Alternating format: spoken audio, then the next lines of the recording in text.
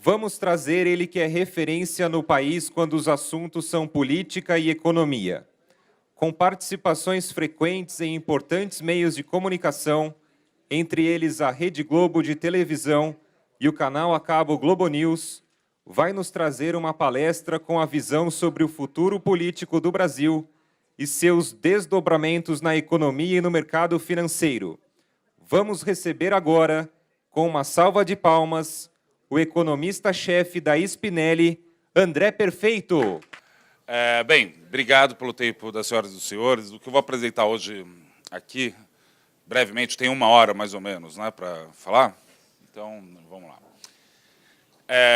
Eu vou tentar apresentar algumas hipóteses para a gente, né? Primeiro, tentar resgatar qual que é a origem econômica da crise política, né? Vou apresentar a minha hipótese sobre esse fenômeno, né? Depois falar qual foi o ajuste que foi feito no período Temer/Meirelles e depois a gente pensar algumas coisas a respeito do que vai acontecer, o que é Bolsonaro, o que não é Haddad, né? A gente depois acaba discutindo alguns outros assuntos. Bem, primeira coisa que eu quero falar, né, é que a gente está realmente numa das piores crises que o Brasil já teve, né? Bem, esse gráfico aqui é só para mostrar o tamanho da confusão que a gente se meteu. Isso daqui que eu fiz foi o seguinte: eu peguei 4 crises grandes, né? A crise de 29, a crise da dívida da década de 80, o confisco da poupança e a crise do real. Vocês vão entender o que eu quero dizer com a crise do real. E aí eu peguei e coloquei no ano base o último ano de crescimento de cada um desses períodos, né? Você pega em 1929, então eu coloquei no ano base 29 e contei 6 anos para frente, né? Bem, na crise de 29, primeiro você cai aqui o PIB, né? Mas no 6º ano o PIB já é 17% maior do que era no início da crise de 29, né? As crises da década de 80, tanto da dívida quanto a crise da poupança, 6 anos depois, o PIB já era em torno de 6% maior do que era antes. Se eu pegar as projeções, não são nem minhas essas projeções, eu peguei as medianas de mercado mesmo para, né, me isentar de qualquer paixão sobre esse assunto, né? Daqui a 6 anos, ou seja, né, 2014 foi o último ano que a gente cresceu, estou falando lá em 2020, ainda a gente vai estar devendo 2% em relação ao PIB do início da crise. Essa crise é monumentalmente grande. E eu me recuso a acreditar em respostas fáceis, né? Estão tentando vender, eu acho, com uma ideia muito... Tem que mudar isso aí, sabe? Um negócio assim que na verdade, serve muito de slogan, mas não explica exatamente o fenômeno, né? O que é isso daí? Qual o sentido dessa desaceleração econômica? Por que a gente se meteu nisso? Eu acredito que a origem econômica da crise política é derivada do sucesso do Plano Real. O que eu quero dizer com isso, né? A gente passou por um período, a despeito de... Porque todo mundo, quando fala da crise atual, né, todo mundo tem uma opinião sobre isso. Todo mundo pega um aspecto... foi porque o PT roubou. Foi porque... acabou o boom das commodities, foi porque... Tem 1 milhão de explicações, né? Cada um escolhe a que satisfaz mais sua própria função de utilidade, como diria o economista, né? Mas eu acho que a gente está muito intimamente ligado. A crise econômica que a gente está vivendo, a crise política que a gente está vivendo, tem um motivo econômico de fundo que a gente fala pouco, e, na minha opinião, explica muito mais do que o conjunto dos... Enfim, analistas, economistas vêm falando. Bem, como eu disse, a origem econômica da crise política é o sucesso do Plano Real. Então, antes de começar, bem, o economista coloca a fórmula na lousa só para assustar, né? Não é nada de outro mundo isso aqui, não. Bem, essa primeira fórmula quer dizer o seguinte, que é a função de investimento. Isso é importantíssimo para o economista. Por que um empresário investe? Porque a somatória das rendas futuras, ou seja, eu vou abrir uma padaria. Tá bom, essa padaria vai me dar 30 mil por mês e vai custar 100 mil reais. Tá bom, então 30 mil sobre 100 mil, tem uma taxa de retorno. Você pega o quanto você acredita que vai dar aquela padaria, que seja, qualquer negócio, e difere pela taxa de juros. Se a taxa de juros for muito alta, não vale a pena investir, vale a pena aplicar. Se a taxa de juros é mais baixa, etc. E tal. A questão é o seguinte, que eu quero dizer aqui, a taxa de juros influencia na decisão de investir, mas não é a única decisão que você tem que ter. Se você tiver uma expectativa de renda baixa, né, ou de que não vai ter demanda, você não investe, a taxa de juros pode ser 0. Isso é importante porque a gente entrou numa bobagem no Brasil que basta abrir, cortar a taxa de juros que as portas do céu vão se abrir e vai estar tudo certo. A outra é mais complicada, mas eu vou explicar rapidamente, é só para dizer o seguinte. Quando você compra um título, né, vocês devem operar em tesouro direto, devem ter sem dúvida nenhuma, vocês devem ter algum conhecimento de título público. A taxa de juros sempre é a função inversa do preço dela. Né? Se o preço do título está subindo, quer dizer que a taxa de juros está caindo, e vice-versa. Né? Então, vamos por partes aqui no raciocínio. Bem, isso daqui é a taxa de juros real, ex post, não é a forma correta de fazer, mas eu faço isso porque eu quero comparar com vários países. Né? Aqui a gente tem Brasil, Chile, México, Colômbia, Indonésia e Índia, de 2005 até o final do ano passado, até 2017. A taxa de juros real aqui, do jeito que eu calculei, que não é o jeito mais correto, mas ajuda porque eu comparo com outros, Selic menos IPCA. Qual que é a taxa de juros livre de risco de uma economia menos a inflação? Tão simples quanto isso. Né? O jeito certo de fazer isso, né, para quem for fazer um dia, estiver operando DI mesmo, né, você pegar a expectativa de inflação 12 meses à frente e o swap 360 dias e subtrair. Mas eu não vou entrar nessa, não precisa ser tão sofisticado. Taxa de juros real, Selic menos IPCA. Bem, não preciso dizer que o Brasil é essa linha azul aqui em cima em 2005. Né? Em 2005, se você pegasse Selic menos IPCA, dava 12,3% a taxa de juros. Repara, durante o período, podia ter jogado a taxa de juros desde aqui, né? Ela veio caindo, chegou em 2012, quando o governo Dilma, né, jogou para 7,25 a Selic, bateu no menor patamar, foi 1,4 a taxa Selic. Bem, algumas coisas desse gráfico que eu acho interessante. A primeira delas é o seguinte: a nossa taxa de juros convergiu para os emergentes, né? Estamos falando de Chile, México, Colômbia, Indonésia, China, estou pegando países mais ou menos parecidos com a gente. Né? Convergiu. Né? Depois ela sobe aqui um pouco, agora, em 2018, bota aí uma inflação de 4,5%, né? Com uma Selic de 6,5%, estamos falando de 2% de taxa de juros real, grosso modo. Né? Mas vamos deixar aqui nesse 4% aqui. Primeira coisa que eu falo, né, tem gente aqui da Spinelli, que eu trabalho também, ele já viu essa palestra algumas vezes. Né? Eu sempre sacaneio o pessoal na corretora dizendo o seguinte: né, quando você tem uma taxa de juros real de 12,3%, todo mundo é gênio no mercado financeiro. Né? É fácil ganhar dinheiro, porque, a rigor, qualquer coisa tem que dar pelo menos 12,3%. Você não aplica numa ação se você acha que vai dar menos que 12,3%. Você não compra uma barraca de pipoca se você acha que vai dar menos que 12,3%. Porque se a taxa de juro real livre de risco te dá isso, não faz sentido algum você fazer qualquer outra coisa. Quando a taxa de juro foi caindo, chegou em 2012, bateu 1,4, opa, para ganhar dinheiro você vai ter que arriscar. Porque aqui você vai ter que mostrar serviço. Se a taxa de juro livre de risco está nesse patamar, você é forçado a ir para outras coisas. Esse é o primeiro ponto importante da discussão macroeconômica que eu quero fazer aqui com vocês. Falar que você joga a taxa de juro para baixo gera investimento é verdade, mas só gera investimento porque você tira as pessoas completamente da zona de conforto. Se a pessoa está na zona de conforto, para que eu vou me meter a beça a fazer qualquer coisa se eu já ganho 12% sem pensar em fazer qualquer coisa? É isso. Bem, chegou aqui em 1,4. Na hora que eu cheguei em 1,4, essa taxa enfim, fica nesse patamar. Mas acontece uma coisa interessante. Durante esse período, enfim, do PT ou do Lula, né, até 2012, pelo menos, né, e eu vinculo isso sempre ao Plano Real, vocês vão entender por que eu vinculo isso ao Plano Real mais fortemente. Como funciona aquela segunda equação que eu estava falando? Como funciona o título público? Né? Imagina que eu viro para vocês e falo: olha, daqui a um ano eu vou dar R$100 para vocês. Quanto vocês me dão agora? Poxa, André, você está indo bem e tal, né? Então, sei lá, né? Te dou R$90.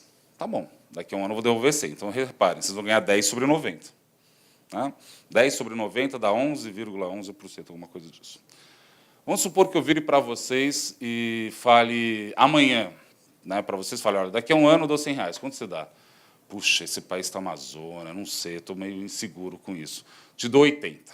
Né? Então, daqui a um ano você vai ganhar 20 sobre 80, ou seja, você ganha 25%. Repara que aconteceu justamente isso que eu falei. Né? Na medida que o juro é menor, o preço do título sobe. Na hora que o juro é maior, o preço do título cai. Isso daí vocês vão usar sempre Tesouro Direto quando vocês aplicarem qualquer título, na verdade. Como o Banco Central faz para jogar a taxa de juros para baixo? Você tem as operações de mercado aberto, né? Que é a Selic. O que quer dizer Selic? Não sei se vocês sabem, né? Selic quer dizer Sistema Especial de Liquidação e Custódia. Eu sou o Banco Central, vocês são detentores de títulos públicos brasileiros. Se eu quero fazer a taxa cair, a taxa de juros dos títulos, eu, Banco Central, tenho que ir ao mercado, eu compro o título. Na hora que eu compro o título, eu aumentei a demanda por esse título, não aumentei? Na hora que aumenta a demanda, o que acontece com o preço de uma mercadoria? Sobe. Na hora que sobe o preço dessa mercadoria, título, quer dizer que os juros caem. Por que a gente fala que é uma política monetária expansionista quando o Banco Central está jogando a taxa de juros para baixo? Porque eu sou o Banco Central, vocês são a sociedade. Eu tomei título. Eu fiquei com o título e dei dinheiro. Por isso que a gente fala que está jogando dinheiro na economia quando se baixa a taxa de juros o Banco Central. O contrário é verdadeiro. Se eu quero fazer a taxa de juros subir, eu tenho que aumentar a oferta desse produto, no caso o título, né? Então eu vendo o título, eu aumento a oferta. Na hora que eu aumento a oferta, o que acontece com o preço da mercadoria cai. Na hora que cai, aumenta a taxa de juros. Vocês ficam com o título, eu pego o dinheiro. Tirei dinheiro da economia. Por isso que se regula a quantidade de dinheiro, justamente para controlar a inflação e outros objetivos. Pois bem, vamos pegar esse período aqui para a gente entender o raciocínio. Eu fui o Banco Central, estou jogando a taxa de juros para baixo, estou tomando o título público e dando dinheiro. Em situações normais de temperatura e pressão, o que é esperado que aconteça, né? É esperado que você tenha... esse dinheiro entrou na mão de vocês, investidores. Puxa, está rendendo só 1,4 o título público. Não vale tanto a pena mais, né? O que tem na economia de ativo que pode me dar uma rentabilidade melhor? Essa é a dúvida. Você está com o dinheiro na mão. Você falou, pô, vou colocar dinheiro no governo que está me dando essa taxa tão baixa. O que aconteceu nesse período? Justamente esse movimento, né? As pessoas, os investidores estavam com dinheiro, falaram, preciso de algum ativo que renda mais do que isso. Tem várias formas de ver esse fenômeno. A forma que eu gosto mais de usar, que explica mais, é imóveis. Porque todo mundo tem isso muito concreto na cabeça, todo mundo sabe o que aconteceu. Vamos supor que você tem um imóvel que custa R$100.000 e ele paga R$1.000 de aluguel. Se você tem um imóvel que é 100 mil e vale R$1.000 de aluguel, parabéns, você tem um título, um ativo que te rende 1% ao mês. Tá? Agora, vamos supor que a inflação está sob controle, como realmente teve nesse período. Só que, em vez, você ganha R$1.000 de aluguel, só que aumentou a demanda por esse título, esse ativo. O preço sai de 100 mil desse imóvel e vai para 200 mil. Já não rende 1% ao mês, estamos falando de algo que rende 0,5% ao mês. E é exatamente isso que aconteceu. Aqui a gente tem o preço dos imóveis em São Paulo e Rio de Janeiro, desde 2008 até começo de 2018, está em termos nominais. Tá? Pega aqui a linha amarela em São Paulo, saiu de 60, número índice isso, tá? Isso é índice, o FIPZAP, para quem quiser dar uma olhada depois. Saiu de 60, foi para 200. No Rio de Janeiro, saiu de 60 também, foi para 220 quase. Né? O preço, ou PU, desse título, desse ativo, subiu, porque você falou, pô, eu quero tomar alguma coisa que me renda mais do que esse 1,4 aí, que está meio fraco. Né? Quando acontece isso, que o preço do título sobe, quer dizer que a rentabilidade dele cai. E é exatamente isso que aconteceu. Esse cálculo, que é a rentabilidade do aluguel, que também é do FIPZAP, mostra exatamente isso. Entre 2008 e 2018, em média, em 2008, o valor do aluguel em São Paulo era 0,75% do valor do imóvel, em média.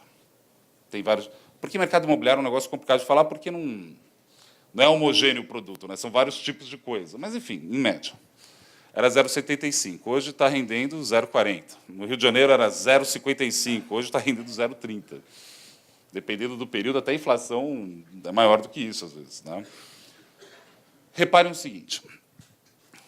Devido ao sucesso do Plano Real, a taxa de juros foi caindo. Na hora que a taxa de juros foi caindo, o governo foi, né, colocando dinheiro na economia. Na hora que colocou dinheiro na economia, os investidores se perguntaram o que dá para fazer com esse dinheiro. Começaram a tomar imóveis. Na hora que você aumenta a demanda por imóvel, o preço dele sobe. Na hora que aumenta o preço de imóvel, aumenta o incentivo para a incorporadora, para a construtora produzir mais imóveis.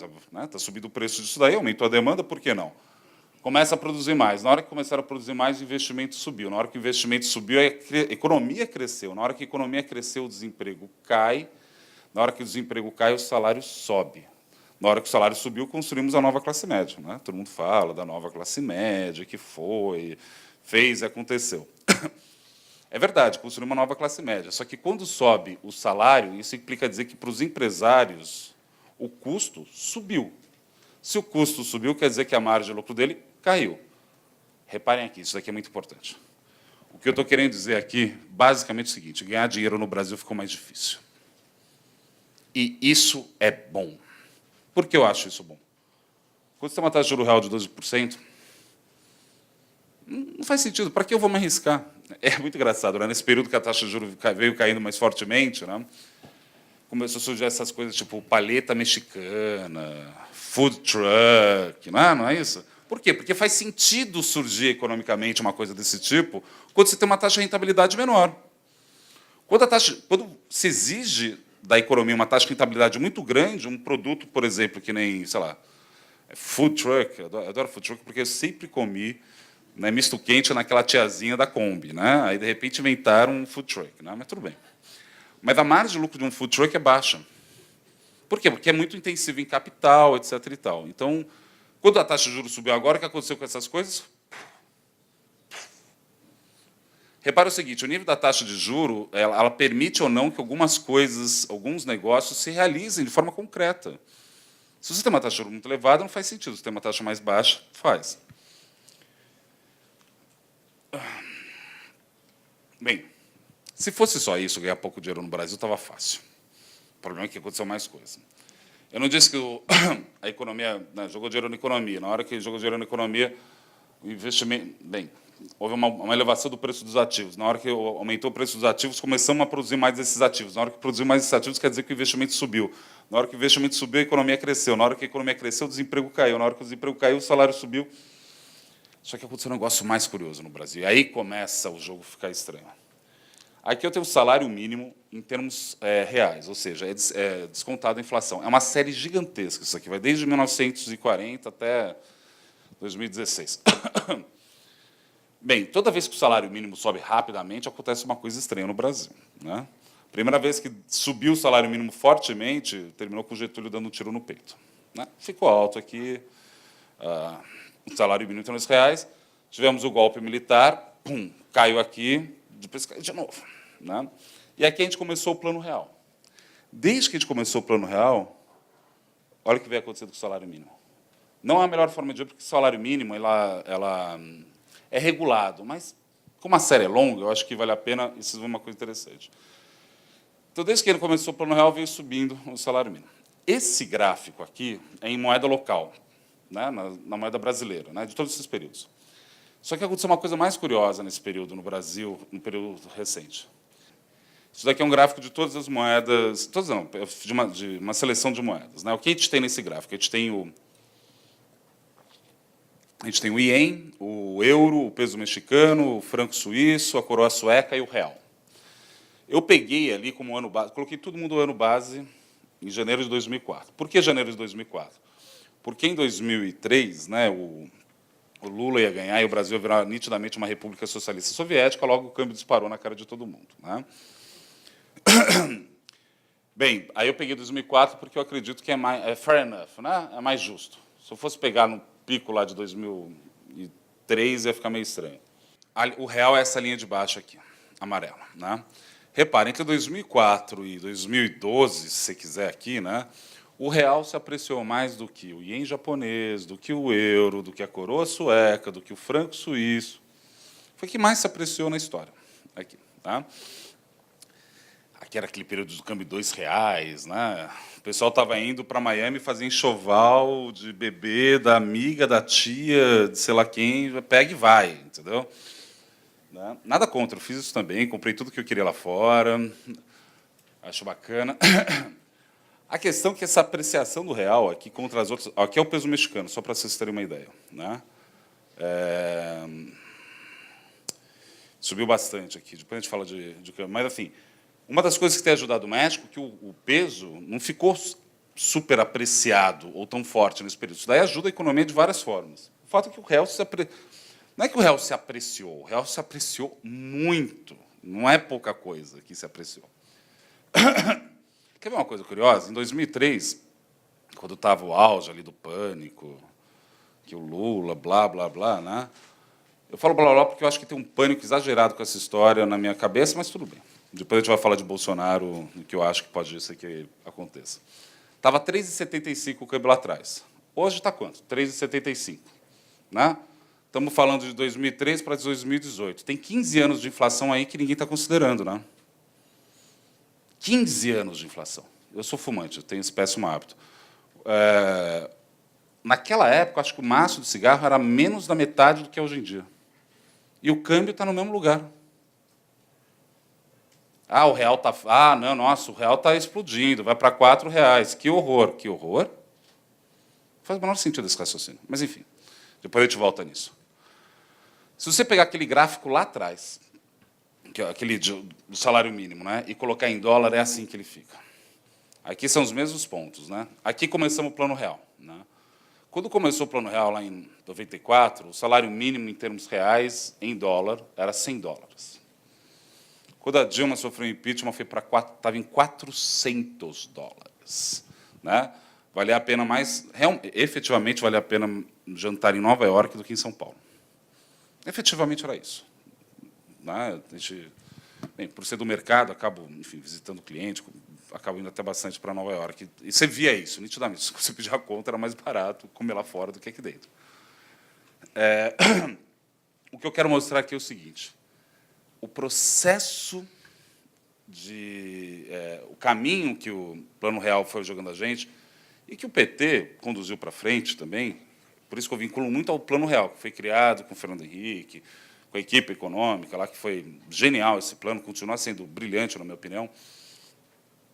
O problema não foi a direção, o problema foi a intensidade.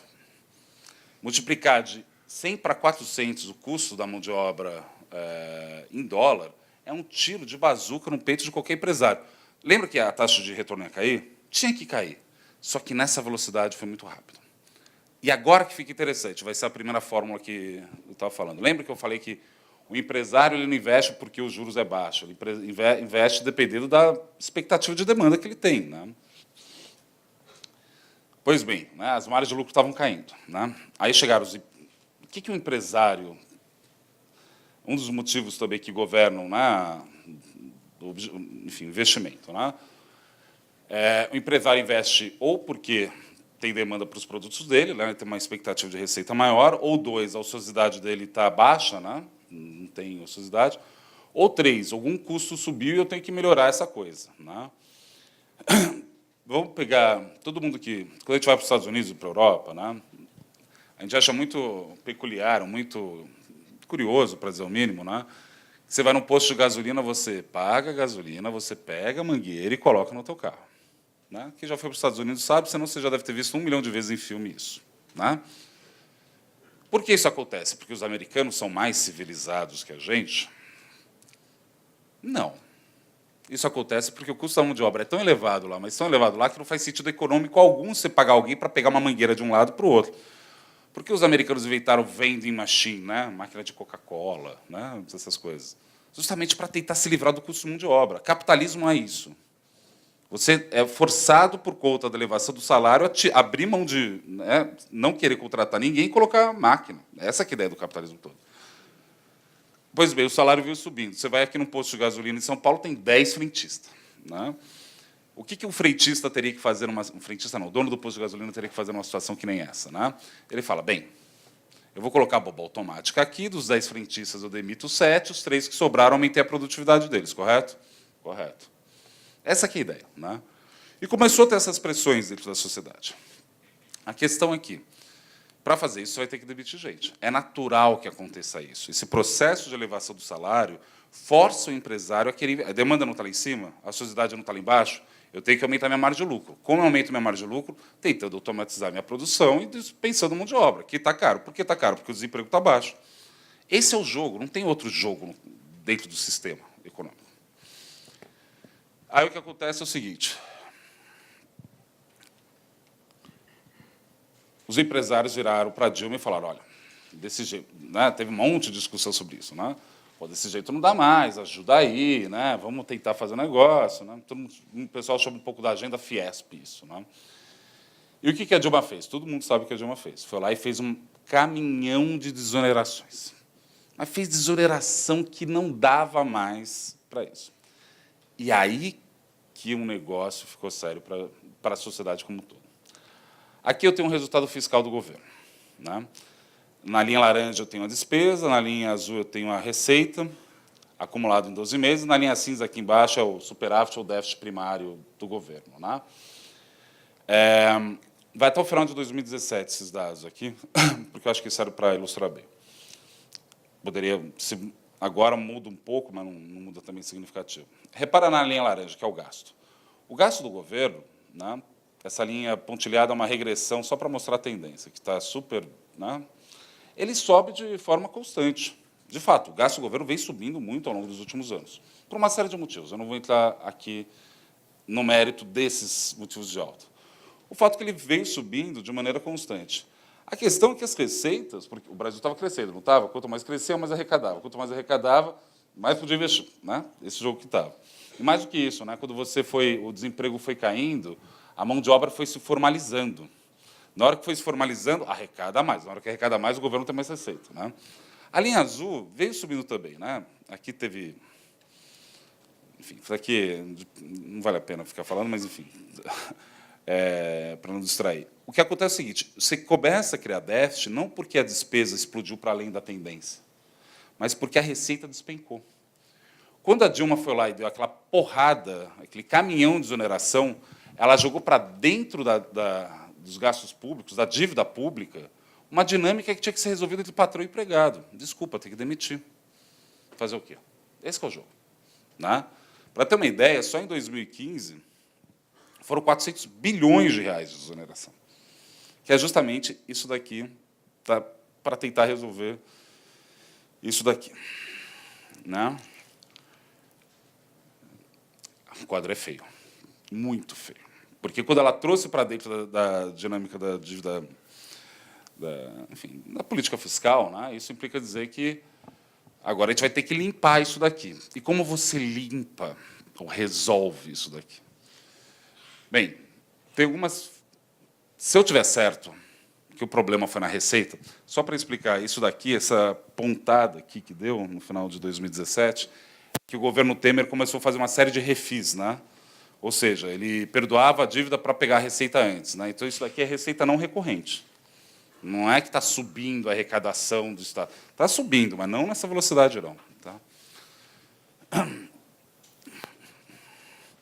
Tem 3 formas, e somente 3 formas, de você aumentar a receita do governo. Ou um, eu aumento o imposto, seria o jeito mais fácil, talvez, mas talvez não o mais efetivo. Ou 2, eu vendo patrimônio, né, ou faço um refis, né, eu posso privatizar, etc. e tal, para ver se gera receita na força aqui. Ou 3, eu tento incentivar a economia hoje para ver se ela cresce amanhã e para ver se eu arrecado mais depois de amanhã, né? Tem essas 3 formas, não tem outra forma de você aumentar a receita do Estado. Mas se fosse só isso, ia ser fácil. Antes de falar da questão da receita, eu quero falar de outra coisa. Vamos retomar o raciocínio. Plano real, a taxa de juros veio caindo. Na hora que a taxa de juros veio caindo, foi jogando dinheiro na economia. Na hora que entrou dinheiro na economia, os empresários pegaram isso e começaram a investir. Na hora que investiu, a economia cresceu. Na hora que a economia cresce, o desemprego cai. Na hora que o desemprego cai, o salário subiu. Na hora que o salário subiu, construiu uma nova classe média. Mas, simultaneamente, as margens de lucro caíram dos empresários. Fica com essa página ali. Se fosse só isso, de novo, insisto, seria fácil. Porque isso daí a gente resolve, mais ou menos, dá uma conchumbrada ali e tal. Era só não ter feito o que a Dilma fez, né? Enfim. A Dilma, eu vou te contar, olha, é impressionante, cara. Porque ela errou, não é que ela errou uma, 2, ela errou todas as vezes. Mas assim, eu não vou querer sacanear ela tanto, não. Mas ela errou todas as vezes. Mas por que eu não quero sacanear muito ela, não? Porque ela fez esse negócio... Quer dizer, eu vou sacanear ela assim. Ela é muito petista. Mas, assim, de novo, mas é importante, porque a gente está num momento tenso eleitoral, então fica um pouco, às vezes, sem graça essas piadas, né? Mas, assim, por que ela fez aquele negócio? O empresário falou, eu vou demitir. Não falou? Ela falou, pelo amor de Deus, não, toma aqui desoneração e não demite ninguém. É isso que ela estava falando, né? Isso daí é uma mentalidade empreguista que tem dentro do PT, que é derivado da tradição sindicalista dele. Né? Agora, achar que liberalizar do outro lado vai resolver esse problema, não vai. Eu vou mostrar porque não vai também. Então, assim, tipo, nem tanto ao céu, nem tanto ao mar. Vamos segurar esse negócio. E aí entra uma questão interessante, né? O salário subiu. Né? Se fosse só isso, ia ser fácil. A questão é que o Brasil é um país tão desgraçadamente desigual, que vale a pena fazer algumas considerações. O que é o índice de inflação? O índice de inflação é basicamente o seguinte: o IBGE bate na porta de todo mundo e pergunta quanto você gasta de dinheiro em jogo lotérico, quanto você gasta em feijão, quanto você gasta em internet. Não. O IBGE bateu na porta de todo mundo e foi perguntando. Não. O ideal seria pegar uma cesta de consumo representativo da sociedade brasileira. Então, teria que ser uma cesta de consumo média. O problema é o seguinte: como o Brasil não tem uma distribuição de renda normal, a distribuição de renda é assim, né? No Brasil, se eu fosse pegar a média do consumo das famílias, eu ia pegar quase nada do consumo geral da economia. Então, a gente criou 2 índices de inflação, IPCA, todo mundo aqui nessa sala aqui é IPCA, tenho certeza. E o INPC, que é todo o resto. E quando eu falo todo o resto, é muita gente. Né? A gente, aqui, a gente tem o hábito de, por uma série de razões, que eu não vou entrar no mérito aqui, de consumir muitos serviços. A gente consome muitos serviços. Né? Manobrista, manicure, empregada doméstica. Para ter uma ideia, empregada doméstica não é pouca coisa, não. É o 4º maior peso do IPCA. E o que eu fiz foi o seguinte: esses dados estão um pouco desatualizados, não vale a pena. Eu peguei o peso só de empregada doméstica em vários índices de inflação no mundo inteiro. Bem, do total da cesta do IPCA, 3% é empregada doméstica. Agora já subiu para 4% esse ano. 4%. É o 4º maior peso do IPCA. Estamos falando de alimentação fora de casa, aluguel, gasolina e empregada doméstica. São os maiores pesos do IPCA. Está 3 aqui, mas na verdade é 4. Né? Se você pega o Chile, é 2,30. Chega na Alemanha, é 0,30. Dinamarca e Suécia é 0. O peso de empregada doméstica nos índices de inflação da Dinamarca e na Suécia é 0. Então, o que aconteceu é o seguinte: na hora que a economia veio, o desemprego caiu, na hora que o desemprego caiu, o salário subiu. Na hora que o salário subiu, o salário dos empregados subiu. E isso implica dizer que a minha e a tua renda real caiu. Se eu vou pagar mais com empregada doméstica, né, não tem muito como... Deixa eu aqui. Vai cair a nossa renda real. Tão simples quanto isso. Não é? Então, repara, olha a situação que o Brasil se meteu. Ganhar dinheiro ficou mais difícil, minha renda real caiu. Agora dá para entender por que tinha tanta gente na Paulista. Né? É esse o motivo e a origem econômica disso. O Brasil é um país tão peculiar quando se trata disso. Tem a ILO, né, que é International Labour Organization, a Organização Internacional do Trabalho, fez uma pesquisa e mapeou as empregadas domésticas no mundo. Né? Falava, né, quantos empregados domésticos tem no planeta? Né? O Brasil tem 13% de todas as domésticas do planeta. Isso daqui não é um país, isso daqui é um acampamento. 13%. Por que eu bato nessa tecla? Ai, meu Deus, o Nordeste volta no PT. Ah, é? Sério mesmo? Ah, porque eles são do Bolsa Família. O quê? Se você faz uma análise tão rasa, econômica, você só está sendo moralista. Esse é o motivo de fundo. Quer ver um negócio que assusta mais ainda, quando se trata disso? Isso daqui são dados de renda, também feito da Organização Internacional do Trabalho. O que eles fizeram? Pegar assim, quanto ganham os 10% mais pobres, os 20%, até chegar nos 10% mais ricos. Eles normalizaram em 100 nos 10% mais pobres, e aí lá na frente, os 10% mais ricos, da renda, quanto ganha. Né? Se você está na Argentina e você está nos 10% mais ricos, e por acaso você cai para os 20% mais ricos, ou seja, colado, lá em cima. Você ainda está no top 20 da sociedade. Né? Se você quer dos 10 para os 20, sua renda vira 40% do que era. Você quer de classe social, fazer o quê? Faz P. Acontece. No Brasil, se você está nos 10% mais rico e cai para os 20% mais rico, tua renda vira 13% do que era. Aqui no Brasil, você não cai de classe social, você despenca de classe social. E por que isso é importante? Porque isso explica para mim, fundamentalmente, vários tipos de raciocínio que vão surgindo a respeito de como resolver esse problema. Bem, esse dado aqui é... Eu peguei a distribuição de 2015 e o salário mínimo do ano passado, né? Só para ter uma ideia. Está 4.700 aqui, vou colocar 5.000, só para arredondar para cima. Se você ganha R$5.000, parabéns, você faz parte dos 6,4% mais ricos desse país. 6,4% mais rico. Se você ganha mais de 19, tá bom, não é 19, vamos colocar 25 para ajudar? Você faz parte dos 0,67% mais ricos desse país. Nossa, André, perfeito. Você é realmente economista do mercado financeiro? Por que você está falando dessas coisas de distribuição de renda? É porque, se você não olha isso, você não entende os efeitos dinâmicos de todas as outras questões que ele está fazendo. O que me irrita profundamente, eu não tenho mais paciência de ouvir economista, é que eles acham que é uma planilha em Excel que você coloca atingir meta. E agora que vai ficar mais interessante essa discussão, na minha opinião. A origem econômica da crise política derivada do sucesso do Plano Real. Sucesso esse que foi jogando a taxa de juros para baixo. Na hora que jogou a taxa de juros para baixo, jogou dinheiro na economia e todos esses processos que a gente veio falando até agora aqui. Qual era a discussão dos economistas em 2014? Bem, eu participo das reuniões trimestrais dos economistas no Banco Central. Né? Qual era a discussão dos economistas em 2014? A inflação de serviços estava rodando super alto. O salário do empregado doméstico não subiu? Sempre quando eu falo empregado doméstico, desculpa se vai soar machista, eu sempre vejo as mulheres da plateia assim, é verdade, subiu o salário do empregado doméstico, é verdade. Né? O salário de serviços lá em cima, né? Estava rodando em torno de 9% ao ano. O que a Dilma... Mais outro erro da Dilma, incrível, né? Sabe qual é um dos problemas da Dilma? O problema da Dilma é que foi muito sério o que aconteceu. Porque, às vezes, eu fico pensando o seguinte, se ela não tivesse errado tanto, olha que lindo, ela ia terminar o mandato dela, o PT ia estar estraçalhado, ia entrar o Alckmin direitinho, né? Olha o tamanho da confusão que ia estar se metendo. E eu vou falar daqui a pouco do Bolsonaro aqui também. Porque o Bolsonaro, vou te contar, é complicado também. Não compro fácil. E aí tem a ver com o investimento aqui, que eu acho que é o ponto de você. Nosso ponto aqui é ganhar dinheiro. Por isso, isso é muito interessante, vale a pena falar isso sempre. Né? A minha opinião pessoal, a tua opinião pessoal, pouco importa. O nosso trabalho aqui não é falar a verdade. Nosso trabalho aqui é descobrir, antes da média, a opinião média das pessoas. Eu preciso saber do preconceito que passa na cabeça das pessoas.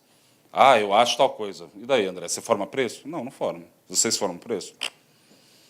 A gente tem que tentar descobrir, antes da média, a opinião média das pessoas. Esse é o trabalho no mercado financeiro. Porque, insisto nesse ponto, é o seguinte, porque senão a pessoa vira torcedora, né?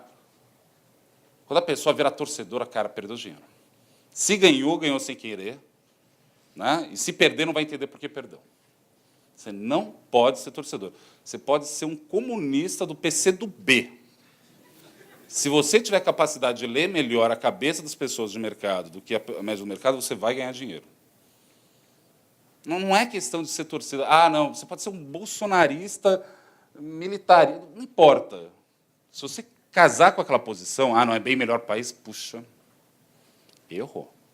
Mercado financeiro não é casamento, né?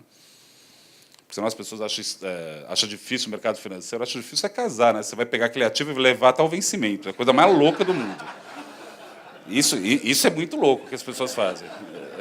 Ainda não tive essa... Não, e pior que às vezes tem gente que faz, né, um head, né? Já dá uma traída logo de cara, né, já estou redeado. É foda, pessoal, complicado.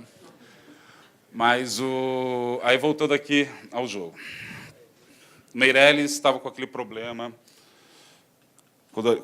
Eu falo Meirelles porque o Temer, nitidamente, nada contra ele, coitado, mas... por sinal, o pessoal está lançando um movimento, eu vi lá, Fica Temer, né? Eu acho o máximo isso. Esse era o quadro que o Meirelles, /Temer, enfim, tanto faz, tinha. Tem que resolver isso daí. Como eu vou resolver isso? Né? Vou aumentar imposto? Não. Vou tentar vender ativo, né, para aumentar a receita, né, ter negócio, mas o Meirelles teve a seguinte sacada: eu vou fazer o seguinte, eu vou alterar a Constituição e criar o teto. De tal sorte que, quando eu criar o teto, a credibilidade aumenta, na hora que a credibilidade aumenta, os juros caem, na hora que os juros caem, a economia cresce, na hora que a economia cresce, eu arrecado mais. Esse era o raciocínio do plano todo. Todo o plano estava centrado nisso. Né? O problema é que não é verdade. Erraram. Por quê? Porque o empresário, que não disse, ele não investe se a demanda estiver fora do lugar e se tiver ociosidade. Hoje em dia, a ociosidade da indústria está extremamente elevada e a demanda está fraca. Porque eu vou investir para vocês que são empresários, efetivamente. Não que vamos dizer assim, não só operam no mercado financeiro, mas se tem uma atividade empresarial, você vai aumentar o tamanho da tua loja, da tua fábrica, se tiver espaço sobrando, o juro pode estar 0, -5. Não tem sentido. Eu vou colocar mais um prego na minha fábrica se as vendas estiverem no mesmo patamar ou caindo? Pode estar 0, -5. Você não vai fazer isso. Ninguém vai fazer isso. Pois bem, queria uma PEC do teto. Na hora que criou a PEC do teto, foi no final de 2016. De 2016 para cá, a Selic veio caindo, não veio? A gente vê a Selic caindo direitinho. Em grande medida porque a boa notícia é que está ruim. O fato da economia estar desacelerando implica dizer que, né, os salários estão segurados. Na hora que os salários estão segurados, a inflação de serviços caiu. E a gente teve uma sorte também gigante. Né? Engraçado, não basta ser bom, né? Tem que ter sorte também. Né? O grupo alimentação estava rodando em torno de 8% até 2016. 8% ao ano. Todo ano subiu 8, 9, 8, 9. 8. O grupo alimentação virou uma deflação de -2%. Até onde eu sei, Selic não é dança da chuva. Então, quer dizer, isso daí foi totalmente sorte, exógeno. Né?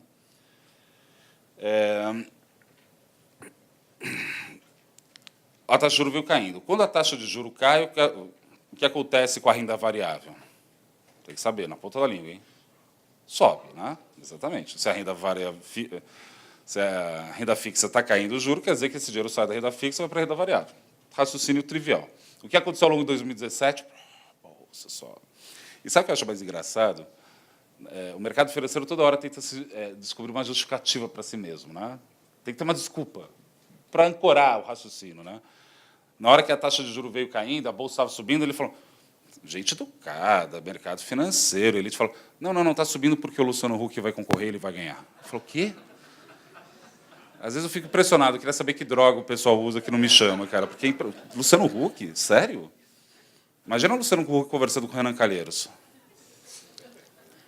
Tá bom que o Renan não ganhou, né? Mas mas tem coisa estranha no Congresso. Esse Congresso que a gente elegeu, impressionante. Mas foi muito bom. Acho que teve uma taxa de renovação muito, muito importante. Eu acho legal o que aconteceu com o PSL ter crescido tanto. Ainda vai ser um bicho estranho, tem coisa tipo a Alexandre Frota e a... que eu não sei exatamente como funciona. Não estou falando mal do Alexandre Frota, por favor. Porque o fato dele ser ator, isso não importa. Assim, é um bicho estranho que eu estou falando. É um bicho estranho ainda. A gente ainda vai ver o que é o PSL, mas enfim. E também, quando eu falei isso do Luciano Huck, nada contra ele, não estudou no mesmo colégio, ele é um cara, né, bacana. Mas o que eu quero dizer é o seguinte, quando você tem um movimento da taxa de juros, isso gera alterações, por exemplo, na Bolsa, as pessoas precisam criar uma justificativa o tempo todo. Sempre uma justificativa para o negócio. E, de fato, não foi isso que aconteceu. Na verdade, as taxas de investimento no Brasil caíram fortemente. A boa notícia é que está ruim. O fato da economia estar desacelerando é que jogou a inflação para baixo, jogando a inflação para baixo, jogou o juro para baixo. Por que eu estou falando isso? Né? Deixa eu pegar aqui, acho que essa parte talvez seja melhor mostrar aqui mesmo. Deixa esse gráfico aqui depois para a gente falar. Por que eu estou falando isso? A Selic não estava lá em 7,25 com a Dilma, lá em 2012, quando foi o menor patamar, agora está 6,50. Está mais baixo ainda. Mesmo assim, as taxas de juros de empréstimo para vocês ou para uma empresa estão mais altas do que em 2012. Por que isso acontece? Ah, mas a confiança não era importante? Blá, blá, blá, blá, blá. Não, não é importante a confiança desse jeito. Se você não tiver demanda, pode estar o juro lá embaixo, não adianta nada. Ah, mas eu confio no Temer. Puxa, não é, a questão não é confiança. Confiança é uma parte, não é tudo, não. Isso para dizer que a Selic que a gente tem hoje em dia é a menor Selic que nunca existiu. Não caiu no nosso bolso essa Selic baixa. E não vai cair no nosso bolso essa Selic baixa. O Bolsonaro vai ganhar, não tem a menor dúvida, enfim, está dado isso. Né? O fato do Bolsonaro ganhar, isso implica dizer algumas coisas, e isso é importante para vocês que estão aqui. Eu acho que, até agora, o mercado financeiro precificou, não o Bolsonaro, precificou que o PT não vai ganhar. E faz sentido a Bolsa subir por causa disso. Se o PT ganhasse, ia mudar a política de preço da Petrobras, se o PT ganhasse, ia mexer no spread, taxar spread bancário, então faz sentido a Bolsa avançar. Agora, uma coisa é precificar que o PT não vai ganhar, outra coisa bem diferente é precificar que o Bolsonaro ganhou. Por que eu estou falando isso? Primeira coisa, a gente sabe muito o que o PT quer fazer, a gente não sabe nada ainda direito o que o Bolsonaro quer fazer. Prestem atenção nisso, sempre fiquem muito atentos a isso. De novo, para não ficar na torcida, porque eu sei que a maioria, tenho certeza que a maioria desse auditório, do coração, vota no Bolsonaro, mas por um incômodo gigante que ele está vivendo. Não acho que é desespero, né? Que muita gente coloca assim, não, é incômodo, tá? Mas toma cuidado com as suas paixões. O mercado financeiro é um negócio meio de testar a nossa sanidade mental. Por que eu falo isso? O Bolsonaro, até agora, tem dado falas absolutamente contraditórias a respeito de ser liberal. Desculpa, o Bolsonaro não é liberal. Ele falou isso, ele veio falar ontem, eu vi um vídeo de 13º do Bolsa Família. Sinceramente, não estou querendo, de novo, quer votar no Bolsonaro, porque acredito que é o momento agora de, né, tem que fazer isso? Ok. Só não vai comprar essa história que o Bolsonaro vai fazer acontecer. E aí volta a questão. O plano não deu certo do Temer e do Meirelles, né, de fazer aquele processo, né, aí baixa a taxa de juros, o investimento vem, etc. e tal. A gente está com esse problema fiscal, né, esse problema aqui. A demanda está lá embaixo. Né? A demanda está lá embaixo. O Bolsonaro vai incentivar a demanda? Ele vai gastar mais? O Guedes não vai deixar. O Guedes não vai deixar. Ele vai privatizar? Também eu acho que não vai. Isso para dizer que esse problema fiscal vai persistir. Se não for aumentar a arrecadação porque a economia não vai crescer, e parece que não vai crescer muito, ele vai conseguir vender ativo para fazer esse negócio? Ele já disse que não quer. Ele já disse que não quer. Ele não vai vender. Na minha opinião, tinha que privatizar tudo. Quer dizer, talvez alguma coisa estratégica ali, não, mas assim, o resto... Bem, o governo, a carga tributária é 40%, né? Então isso quer dizer que o governo é sócio de todo mundo logo de cara. Né? Do faturamento, não do lucro, né? Que é incrível esse tipo de sócio. Né? Acho maravilhoso esse tipo de sócio.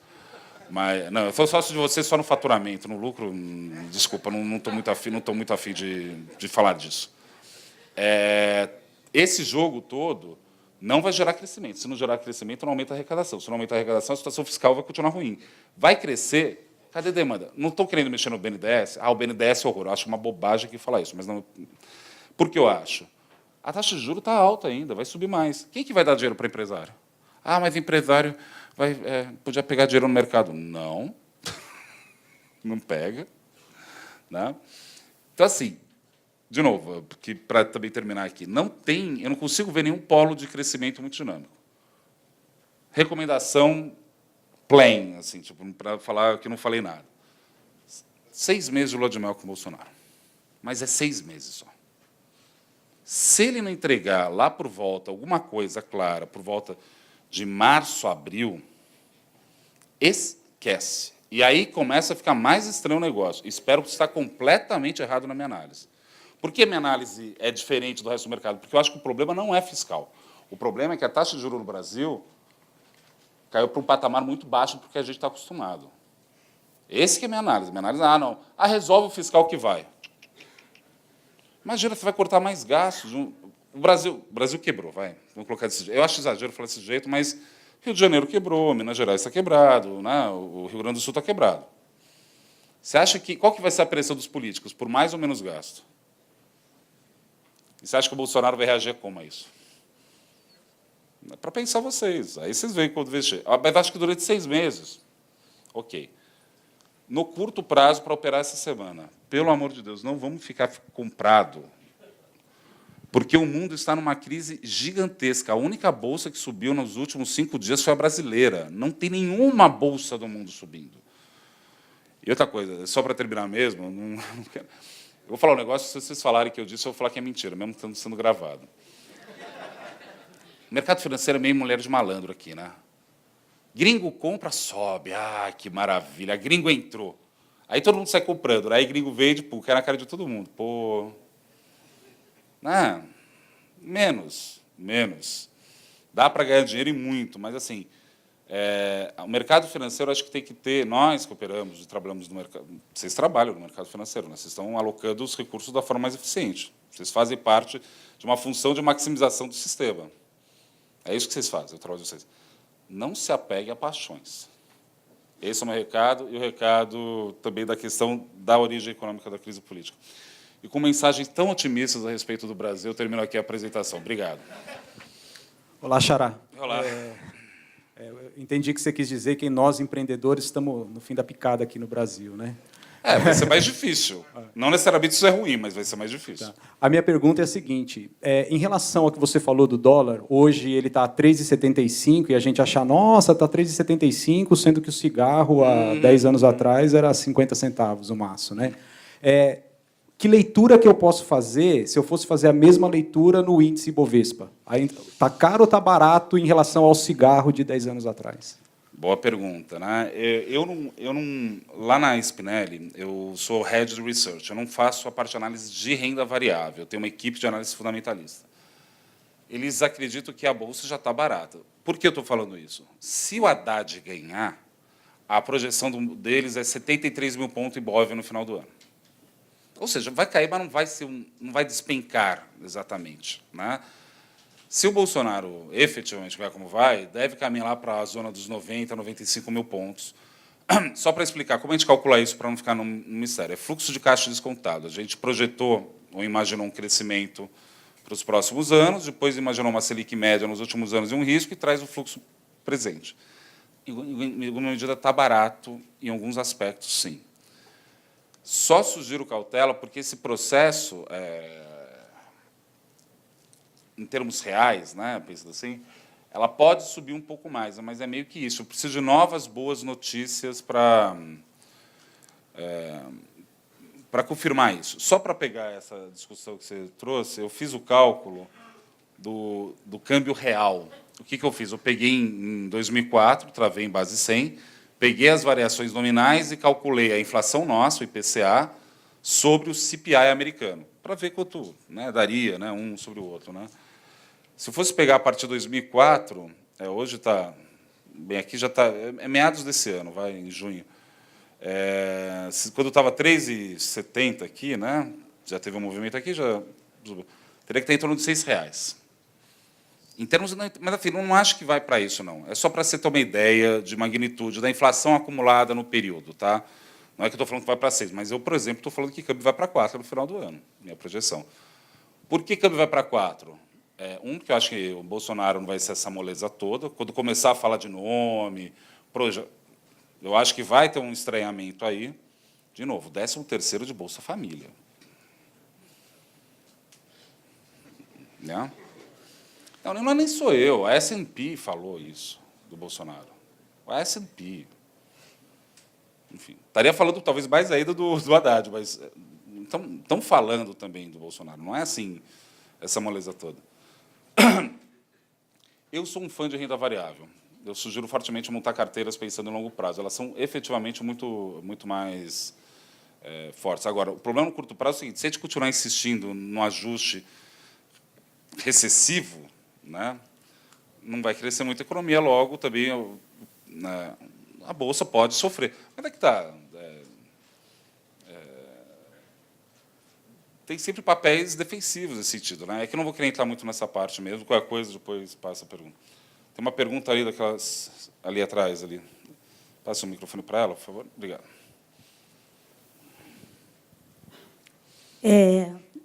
Eu sou meia leiga, né? Sou leiga totalmente, mas assim fiquei maravilhada com a sua palestra. Obrigado. E eu queria te falar o seguinte: qual a solução? A solução para o meu povo, vou dar negócio bom assim, ninguém nunca viu. É para alugar, não é para vender, hein? Isso é uma mensagem importante, eu acho. Olha, o Brasil está vivendo um momento que eu acho que é das dores do plano real. Eu acho que ele está tendo que discutir algumas coisas, né? Quer ver um negócio? Quando o salário da empregada doméstica subiu, né? Quando o salário da empregada doméstica subiu, qual que era a sinalização de preço para o mercado, né? Amiga, amigo, você vai ter que lavar tua cueca e tua calcinha no banheiro, vai ter que passar um pano de chão.